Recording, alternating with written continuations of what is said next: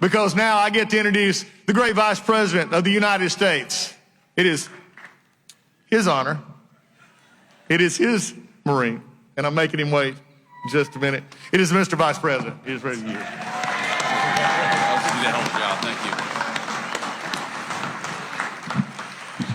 Well, thank you, Doug. You're doing a great job at the VA, and I want to say just a couple of things. I've learned a couple of things from working so closely with the President of the United States. The first thing is that he loves our nation's veterans and has committed our nation's administration to putting our veterans first every single day. And the second thing I've learned about the President of the United States is that he really hates when somebody who's speaking before him goes on for too long. And so with that in mind, I have prepared a very brief and very inspiring 1 hour and 45-minute speech on this beautiful Veterans Day out here in the cold. But let me just give 3 very brief messages. First, to our nation's veterans, thank you.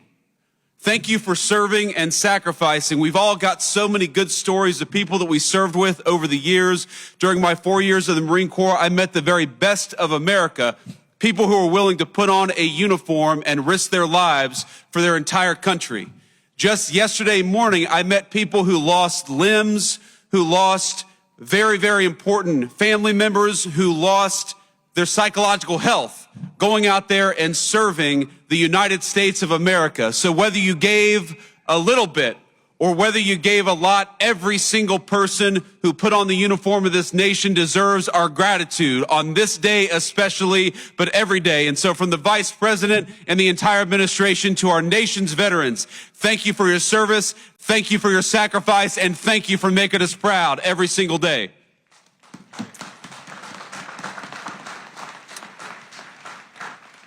The second message is to the nation's political leaders.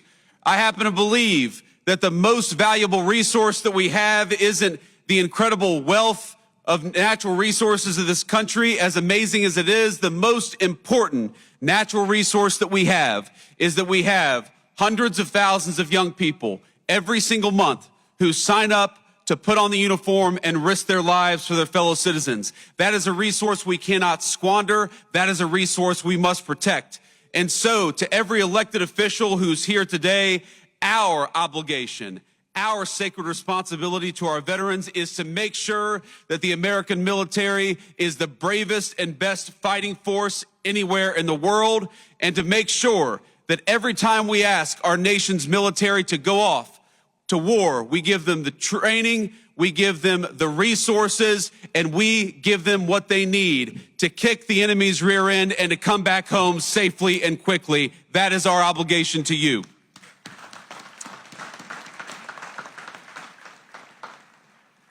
And my third and final message to the American people, I'm asked all the time how to best honor our veterans. And this day in particular gives you an opportunity, and it doesn't have to be difficult and it doesn't have to be complicated. If you find yourself at a restaurant this evening and you see somebody wearing a uniform, buy them a meal if you're able, or buy them a beer. If you see a veteran of our nation's armed forces, if you know somebody in your family, give them a call and say thank you. I heard already this morning from my mother-in-law who sent me a message early California time, and it touched my heart. Just knowing that we have loved ones who recognize our service, who care about it, and who care enough to go out and say thank you. So to the American people, if we want to keep on ensuring that the very best and brightest sign up for our military, the very best way to do it is to make sure that the veterans know that we are grateful to them. And so it's with great pride that I am introducing a man who is proud of our veterans, who fights every single day for the veterans, and who is proud to be the Commander-in-Chief of the United States Armed Forces, President Donald J. Trump.